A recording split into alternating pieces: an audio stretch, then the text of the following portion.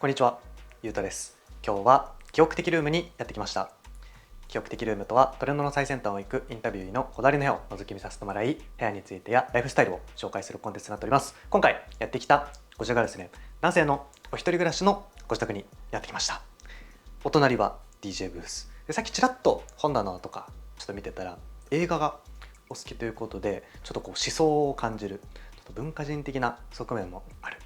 ゲストの方なのかななんてちょっと思ったりしておりますが、はい、ちょっとその辺はね、お話を実際に聞いてみたいなと思っております。はい、ということでお待ちいただいているので行きましょう。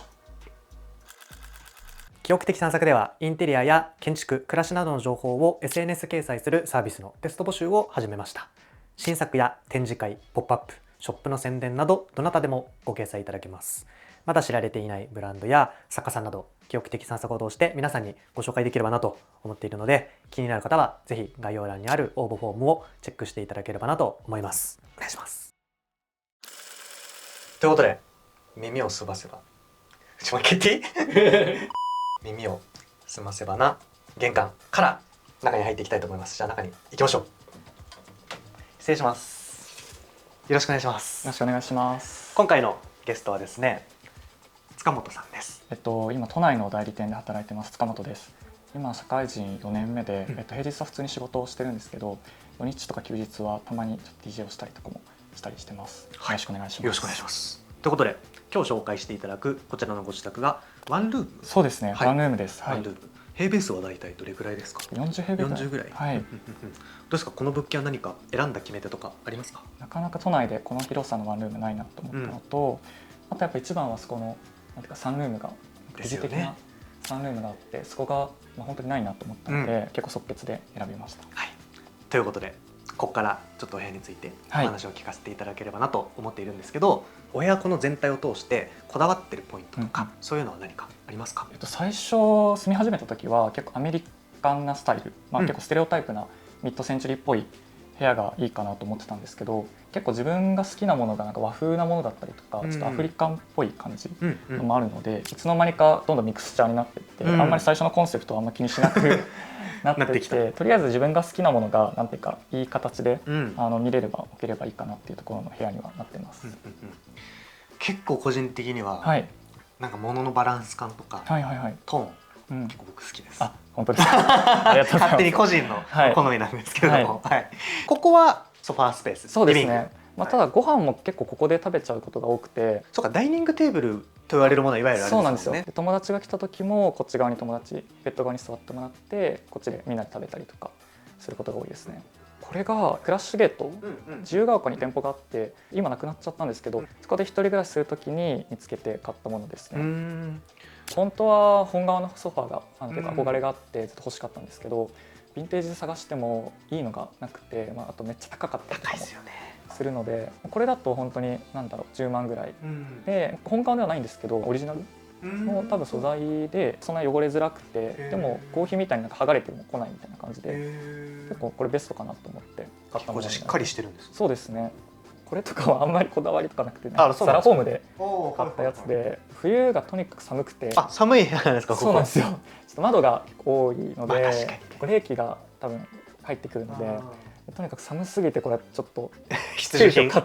買ったんだもので、これは作家さんのもので、クッションカバーが目になってるもので、下北のシャーカタク系列の家具屋さん。あれですか、リロードに入ってるところですよね。そうです。そこで見つけてめっちゃ可愛いなと思って買ったものです。これはヤフオクで買ったんですけど、2万5,000円とかで、最初ガラスの天板のテーブルが欲しくて探したんですけど、あんまちょうどいいのがなかったんですけど、たまたまヤフオク見てたらなんかめっちゃいいなと思って買ったんですけど、ちょっと送料が結構高くて。そのパターンか。ガラスだと結構かかるので、ちょっと自分でその引っ越し業者を頼んでちょっと抑えてそのパターン、そういう手があるのか。そうですね。ブランドもアメリカのデザイナーの方のブランド。アメリカなんだこれ。そうです。なんか下もディスプレイできるし、ちょっと木の雰囲気もアメリカンのスタイルにも合うし、で結構気に入ってはいます。個人的にちょっとずっと気になってたのはナイキ。そうなんですよ。これペイントですよね。これ木箱になってて、下北のスーパーズー、そこが作ってるオリジナルの。オリジナル商品。そうです。なんかお店は本当に全然開いてなくて、月に1回か2回とか開いてないんですけど、多分店員さんがそういう店舗重機とか作ってる方なので、なんか DVD 入れたりとか。まあちょっとした収納みたいな感じ。そうですね。はい。これ可愛いですね。可愛いですよね。うん、なんか結構何個か集めてスタッキングしても可愛いなと思って感じですね。インゲマイヤーっていうオランダの写真家の横に植物を置いてるのを写真に撮ったりイラストに描いたりっていうものになってて、単純に僕はこのイラストがすごい可愛いなと思って、なんかこういう植物のなんだろうな、タトゥーとかイラストとかすごい僕は好きなので、なんかこれはシンプルに見た時に可愛いなと思って買ったものになります。これとかは CD ボックスでスタータイムっていう本当に超定番のベストアルバムなんですけど、こういう感じで CD が4枚入ってて、めちゃくちゃ曲数が多いので4枚入ってて、あとはここに日本語解説とかが。日本語版なんだ。そうですそうです。一応こっちも英語が入ってたりとかで、ディスクユニオンで買い物することがそのレコード買う時とかに多いんですけど、なんかその時に見つけて結構値段も安かったので、そうなんですか。なんか見た目もすごいかっこいいし、僕ジェームス・ブラウンもすごい好きなので、これはなんかディスプレイもいいかなと思って買ったものになります。これスティール・ショア、アメリカのカラー写真が出た当初の結構初期の方の方で、西海岸の車とか普通に人とか風景の写真がある結構古めかな。結構年代を感じますね。そうですね。なんか僕がその大学が神保町の方にあったので、なんか古本屋さんに結構よく行くことが多くて、そこでたまたま見つけてめちゃくちゃ可愛いなと思って買ったものですね。だから結構昔に買ったやつなんですけど、ここが普通に飾ってます。結構こう見てると、じゃあ、この辺はもうディスプレイも込み込みで結構アメリカのルーツがあるものが多いですね。そうですね。一回最初やっぱアメリカ諦めたんですけど。諦めた最近またちょっと戻してるんだ。はい、思ってて、若干そうですね、ちょっと増えてはきてはいいかなって感じです。はい、ここら辺は実家でも自分の部屋で育ててたので、そこから持ってきたものも多いんですけど、実家の近くのホームセンターに売ってて、すごいそこのホームセンターで買うとめっちゃ安いんですよ。そうなんだ。いや、都内の植物屋さんとかだとすごい高いので、こことかでもなんかもう1枚全然しないぐらいで買えて、それを頑張ってなんていうか車に乗せて親に運んできてもらって。親に運んできてもらった、はい、そこは親に頼んだ。そうですね、一緒にこういう助手席にこう一緒に担いで行ったんですね。はい、感じですね。あとは結構もう実家から持ってきたものがほとんど。こちらね。はい。あら、猫ちゃんが。そうです。ここすっごい野良猫が多くて。そうなんですか。なんかここが野良猫の通り道に。野良猫通りなんですか。そうなんですよ。なんで毎日結構4、5匹ぐらいは。じゃあもう今の光景別にもう日常茶飯事だから、もうそんな触れるまでもない感じ。いや、ぜひちょっと触れてほしいですけど、そうですね。結構夜中とかになるとアライグマが通ったりとか。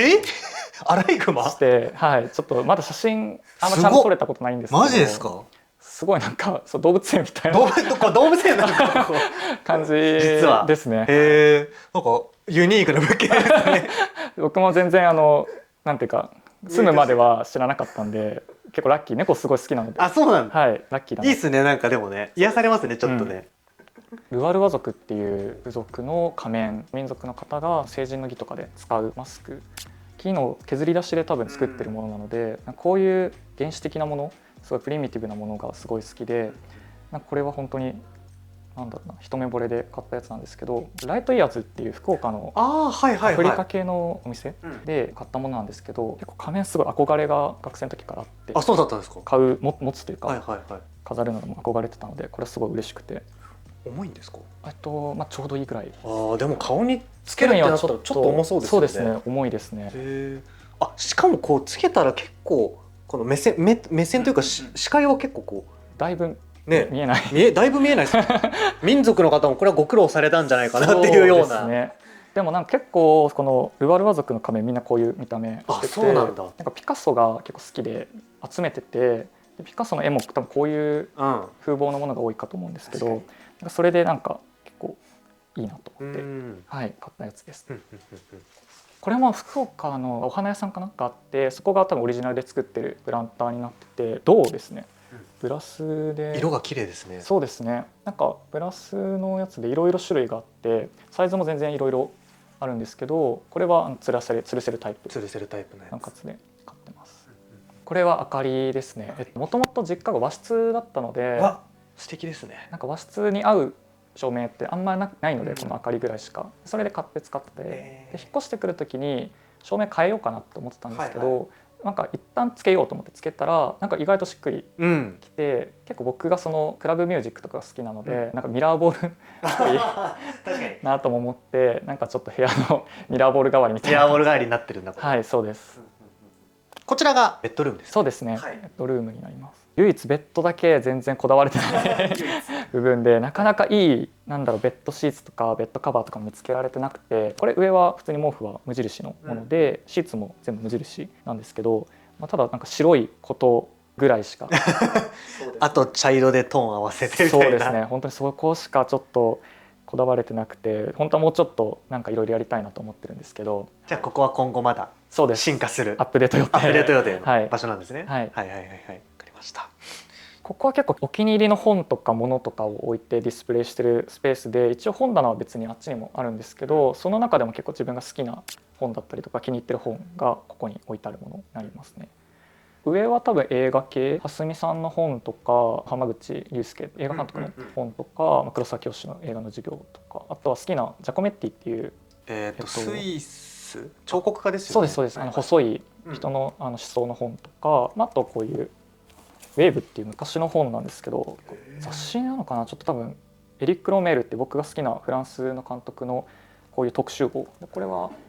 ベルトルッチっていうイタリアの映画監督の特集号で、こういうのも古本で見つけたら買うようにはしてますね。映画にこうハマったきっかけじゃないですけど、何かあるんですか？ハマったきっかけは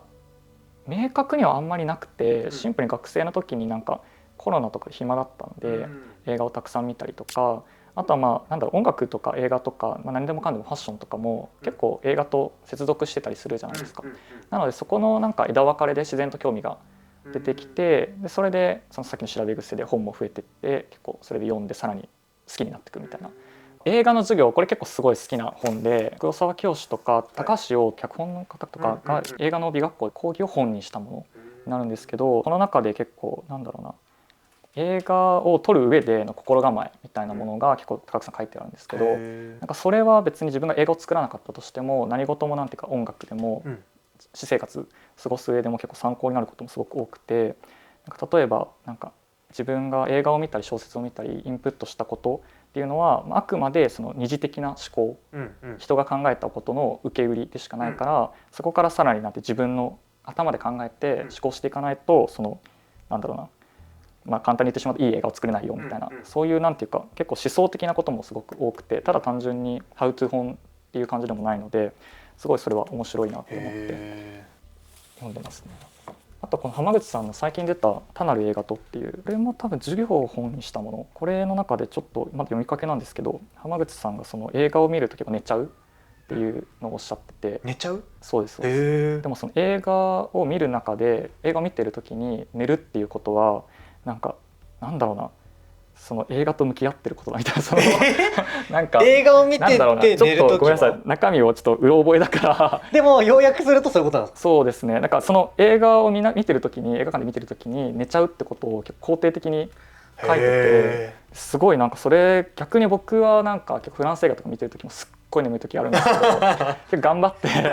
それ結構つねって起きて見てたりしてたんですけど、なんかこれ読んでからなんか寝てもいいんだみたいな、寝ちゃってもいいかみたいなそうと思って、なんかちょっとたまに最近は寝ちゃったりしてめっちゃ気になる、はい、まだ僕はちょっと僕も結構映画好きなんです。そうですよね、はい、映画見て、映画館とかでも寝ちゃうと、単純に刺さらなかったんだなとか、はい、なんかこう時間もったいなかったなとかちょっと思っちゃったりまだするんで、そうですよね、まだちょっと未熟者かもしれないです僕も全然同じ気持ちではあるんですけどでもちょっと気になる。はい、そういうことが書かれてる。そうですね、はい、そんな感じです。僕が結構大学の時に器屋さんでアルバイトをしてて、そこでなんか民芸の器とかは使うこともあったので、そこで興味が湧いて東大前の民芸館とか行ったりとか、民芸の思想の本とかを結構集めて、ちょっと全部は読み切れてないんですけど、なんかこの民芸とは何かっていう一番定番の本、これね、はいはい、これとか本当に自分のなんていうかものを選ぶ時のなんていうか根底にまだ今もあるような本になってて、これから結構あんまり知識ばっかりものを見ないようにしなきゃなとか、そういう反省も得られたような本になります。これが結構僕の部屋の中でちょっと一番多いものになるんですけど、壺がこの部屋に5、6個ぐらいあって、大学の時から一時期めちゃくちゃ壺にはまって一瞬めっちゃそうですね大丈夫なビジネスにはまっちゃった人かなみたいな。そうですよね。そういうわけじゃないんですね。そうですね。一応作家さんの壺になってて、やっぱ実家に住んでるので器を買って帰るとなんか嫌がられるんですよね勝手に買わないでほしいですよね。邪魔だしみたいな、確かにお前しか使わないしみたいな感じで嫌がられるので、ただその作家さんの魅力が分かるようなものって他にないかなと思ってた時に、そのたまたまこの田宮亜希さんっていう方の壺になってて、で持って帰ってなんか眺めてたらなんかいつの間にかハマっちゃってたみたいな感じでハマり方が一瞬であれですけどそうですね。でもなんか壺って本当に今の現代においてなんていうか本当に意味の何もない、何にも使用用途がない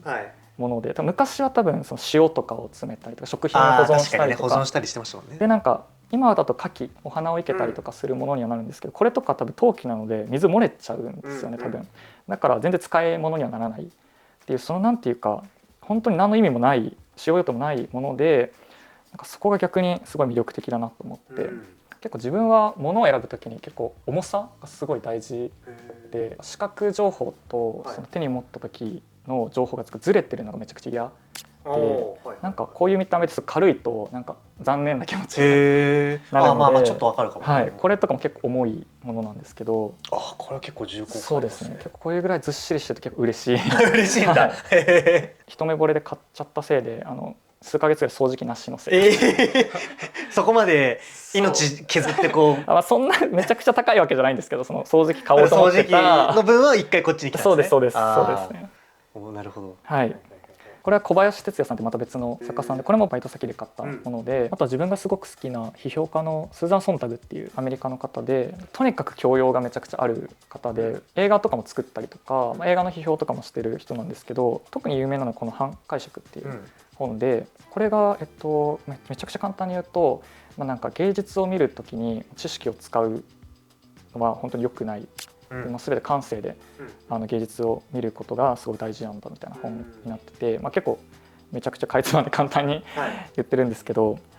これを結構大学の時に読んで、僕は本当に見ての通り知識偏重というか一辺倒で感性結構死んでるかもみたいなって思った時があって、でこれを読んでから本当になんていうか、いかに自分の感性を取り戻すか、その知識にとらわれないでその芸術と向き合うかみたいなのをなんだろう、気づかせてくれた本というか、今でも結構すごい大事な本にはなってます。面白そう。よくなんかチェックする書店とかそういうのってなんかあるんですか？そうですね。さっきも神保町に大学があったので、神保町の古本屋さんは一通り回ったりとか、あとは自分が好きなのは代々木八幡にあるロスパペロテスっていう知らない古本屋さんがあって、そこは結構広いので、こういうなんか芸術系とか哲学の本とかもありますし、こういう雑誌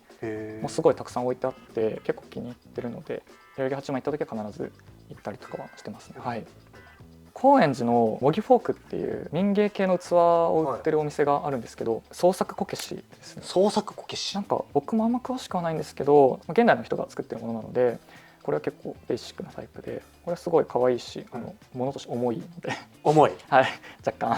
干重いですね。そうですね。重みをねちゃんと感じて、そう、これはすごいでも部屋にも合うなと思って。これドゴン族っていう部族の扉の鍵、ここがこの錠前になってて、ここでかっこよ閉めるって感じで、そうですそうです。かっこよ鍵。なんか調べていただくとあれなんですけど、土の家なんですけど、扉だけすごい木でできてて、で扉にこういうなんていうか柄がすごい彫ってあって、かわいい。で鍵がこういうのがついてるっていうものになってるんですけど、これもライトイヤーズで買ったものです。この流れでそうですね。これはガーフィールドのぬいぐるみなんですけど、別に僕ガーフィールドそんなに知らないんですけど、ここのなんか「I wanted to party all night」っていう書いてあってすごいパーティーしたいみたいな感じが、結構自分もすごいパーティー好きなのでなんか意外な感じですね。こうずっとこう夜とか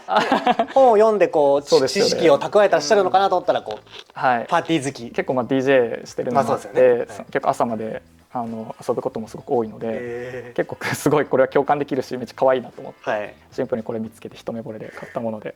飾ってます。はい。これはシャークアタックで買ったものですね。ちょうどここのスペースがずっと1年ぐらい空いてて、なんかを置きたいなと思ってたんですけど、結構迷って、でもこれぐらいだったらなんかちょうどいいかなと思って買ったものになりますね。こっちがインドの型押し木のスタンプを使って印刷していくっていう技法があって、それのテキスタイルを今ちょっとラグとして使ってるものになってますね。こっちがイラン系の方の部族の名前忘れちゃったんですけど、穀物とか入れとく袋をそのお店がラグにして販売してるもので、これはオンラインのなんかヴィンテージのそういうラグを扱ってるお店で買ったものですね。これが靴下。靴下隠してるんだ。そうです。靴下ちょっと見えないように。そうなんですよ。このブランケットで。はい。あとあれですね。このラグで言うと、そうですね。こっちにもこれ僕多分わかりますよ。本当ですか。これ IKEA ですよね。そうです。いやこれ僕も IKEA のラグでジュートラグですよね確かこれ。そうですそうです。多分天然のねジュートっていうのがそれ僕もいいなと思って。なかなかやっぱこのサイズで買うってなると本当にめちゃくちゃ高いので。そうですよね。高いのにね。これだとめっちゃ安くないですかこれ。そうですよね。するのかな。多分そんぐらいでマジでそんな感じですよね。そのレベルなのでこれは本当に引っ越してからすぐ買った感じになります。続いてこちらも本棚。はい、ということでまずこっちは逆にこのちょっとこうメタリックなメタルシェルフというかね、だと思うんですけど、これはどちらで買ったんですか？楽天で買ったんですけど、イタリアのメタルシステムっていうメーカー、店舗重機でよく使われてるのを見るんですけど、なんか最初本当はこっちに DJ ブースがあって、そうだったんだ。ここで DJ を練習してたんですけど、なんか自分がそのターンテーブルを買ったタイミングであっちに移したんですけど、この高さで置ける幅のものをすごく探してて、メタルシステムだと高さとか全部選べる、細かく調整できるので、これめっちゃちょうどいいなって思ったのと、あと結構足も頑丈なのでスピーカーとか置いてもなんていうか大丈夫っていうところでこれは買って、でも今も普通にディスプレイとしても逆にギャップになってていいかなと思ってるので使い続けてる感じですね。モノヤっていうそこで販売してたもので、本当はこの縦掛けで外で使う照明。そうなんだ。なので多分普通に家の玄関とかにあるその照明を横向きでも置けるように、多分そのモノヤさんがそういうことね、カスタムしてこういう使い方をできるようにしたものになってますね。めっちゃ可愛いですねこれ。可愛いですよね。可愛い。これも南国系のもので布、本当だ。ファブリックのアートなんだ。そうですそうです。これもなんか民族系だったんですけど、これはなんていうか知り合いにいただいたもので、ちょうどその家がすごく近い方が京都に引っ越されるっていうところで時に多分塚本君すごい好きだと思うからあげるよみたいな感じでもらって、ちょうどここに飾るなんていうかものも探してたのでちょうどいいのでちょっといただいて飾ってるものになります。僕があんまり小説を読まなくて、だいたいその評論とか音楽のディスクガイド、こういうおすすめのその CD とかが解説付きで載ってるもので、これはラップヒップホップとか70年ソウル US ブラックディスクガイドとかギャングスタラップ、それは多分クラブミュージックですね。多分今あんまりたまに出てたりもするんですけど、あんまりなくて、これが最近のやつでオルタナティブ R&B ディスクガイドっていう、すごいこれ面白くて、学生の時はこういうの読んで音楽聴いたりとかして詳しくなるみたいな感じのやってましたね。音楽はやっぱ R&B ソウルミュージックが結構好きですか？そうですね、ブラックミュージックが好きで、結構ヒップホップがメインで好きなんですけど、それの派生でソウルとか R&B とかも聴いてます。映画も通ずるけど、マイケル今度映画やりますよね。ありますね。はい。僕楽しみで仕方ないんですよ。もうこれわざわざ動画で言うぐらいみんなに見てほしいんですけど、楽しみですよね。楽しみです。めっちゃ6月とか。6月10いくつとそう、もうそろそろなんで、多分この公開動画が公開されるマイケルも公開されます。はい、めっちゃ楽しみです。楽しみですよね。記憶的散策も初期から見てくださったということで、そうですね。非常に光栄でございます。こちらこそ。ありがとうございます。はい、ありがとうございます。だるまが仮面と一緒で学生の時からすっごい欲しいなと思ったもので、昔はこう木型を作って、その上から紙を作って、その紙を乾かして後ろをここから切ってパカッと割ってくっつけて作ってたんですよ、だるまを。なので実際に道具としても使われてたっていうのもあって、ここのなんていうか切れ込みが実際にあったりとか、なんだろうな、見た目も普通に可愛いしユニークですけど、道具としての一面も。そういう意味の切れ込み？そうですそうです。この後ろとかも。こっちが祐天寺のセインっていう海外系の古いガラクタからインテリアまでごちゃ混ぜで扱ってるようなお店があって、そこがすごい好きでよく行くんですけど、こっちが大江戸骨董市、たまたま行った時にだるまをいっぱい置いてあるところがあって、めちゃくちゃ安くて、はい、でもそれは買わなきゃと思ってすぐちょっとお金下ろしてそのタイミングで買ったものに、買ったやつ。そうです、なります。こちらがデスクはい、はい、ということで結構お仕事は出社されてそうですねっていうことが多いとおっしゃってましたよね。一応在宅も OK ではあるのでたまに週に1回ぐらいはここで仕事してる感じですね。デスクもこれ多分 IKEA はいでこれ椅子は中学の時から使ってるレベルの多分もうニトリかな。絶対に外れちゃいけないネジとかも外れててあ、もうじゃあ危険なんですね。だいぶグラグラしてるのでちょっと欲しい椅子はあるんですけど、はいはいイトラのフィジックスっていうハーマンミラーのアルミナムに似てるものでもっとこういうなんていうかネットで通気性があるようなものがフィジックスから出ててそれが欲しいんですけどなかなかメルカリとかヤフオクとかも出てこなくてそれをちょっとずっと狙ってるんですけど、それ待ち。はい、タイミングで変えれればなと思ってます。ここが DJ ブースって言ったらいいですかね。そうですね、はい、なんでまず DJ ブースをご自宅に今作ったんですか。はい、まあシンプルに自分が練習のために自宅に必要っていうのもありますし、あと友達と遊ぶよって感じで、はい、1年前ぐらいにレコードで自分が DJ を始めて、そこからそのレコードも集め始めてるので基本的にここに上にあるのは全部リスニング用というよりかはもう本当に全部 DJ 用のやつなので本当にハウスミュージック4つ打ちのものになってて、ジャンルとしてはミニマルハウスとかディープハウスが多くて結構もう今持てる資材の全てをレコードにここに全てを、はい、使ってしまって結構本当に今の自分のなんていうかライフスタイルの主軸に今 DJ があってここで練習して実際に土日にクラブとかあとスペースとかで DJ させてもらったりとかですね。ターンテーブルはこれかもう1個ぐらいしかその DJ 用のものがなくて選択肢があまりないので、とりあえず定番のこのテクニクスのターンテーブルを買ってるんですけど、定価が結構高いので、ここは全部基本中古で揃えてるものになります。定価が12万とかそれぐらいとかしちゃうので2個必要なので、このミキサーもメルカリで本当2万円とかで買ったもので、スピーカーもそうですね、これヤマハですね。結構モニタースピーカーの中ではすごい定番で結構安くて音質もいいみたいな感じの結構これはずっと使ってますね。探偵を買う前から使ってるものになりますね。これ IKEA カラックスっていう本当にこれ多分 DJ のために作られているのではないか本当ですか感じで DJ のためなのかな。結構世界の DJ 結構みんなこれマジっすか。ホーム家でその DJ 機材揃えるときに必ずその候補に上がる。あ、そうなんだ、はい、確かに一見低そうに見えるけど、ターンテーブル置くとちょうどいいのか。ちょうどいいしレコードも入れられるみたいな感じで、確かにね。これも祐天寺の繊維か、さっき言ってた、買った照明で、でも正直これ何の照明なのかもあんま分かんなくてよく分かってない謎の。そうなんですよ。この革なのか素材もプラスチックの吹き付けとかっぽいけど、なんかでも一回そのラクダの胃袋をこういうランプにするものが見たことがあって、それに近い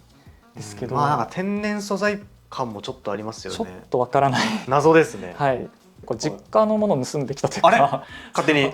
持ってきちゃったんですかこれ。実家で普通にもう本当俺が多分生まれるぐらいの時から使ってる置いてあったやつをちょっと申し訳ないけどこれくれないって言ってもらってきたもの。はい、なのでちょっと詳細不明の分かんないですね。はいはいはいはい、わかりました。あとはちょっとこっち側行きましょうか、少し。こちらがサンルームということで、どうですかサンルームはやっぱこう実際に使ってて実用的なところとか含めてサンルームって。そうですね、やっぱ日当たりはやっぱ良くなるのと、植物もなんていうか元気に育ってくるのと、景観もいいので、なんていうか気がいいというかテンションはなんかね、そうですね、上がりますよね。上がりますね。ただやっぱ窓が多いので結構冬場は寒いのが地獄って言ってましたもんね。そうですね寒すぎてそこがちょっとデメリットかなって思うんですけど、意外と夏はなんとかなるので。なんとかなる。はい。塚本さん、今日はありがとうございました。ありがとうございました。そしたらじゃあ最後に何かお知らせしたいものとか告知したいものがあればしていただければなと思います。はい。僕が DJ したりするときは基本的にインスタに告知を上げているので、もしよかったら見ていただければと思います。はい、DJ のその活動ネーム、DJ ネームが、MOSS って名前でやってます。モス。そうです。はい。ということで、普段はじゃあ曲はさっきおっしゃってたみたいにディープハウスとか、ミニマルハウス多いですね。はい。ということでじゃあ気になる方はぜひ塚本さんのインスタグラムですねチェックしていただければなと思います。お願いします。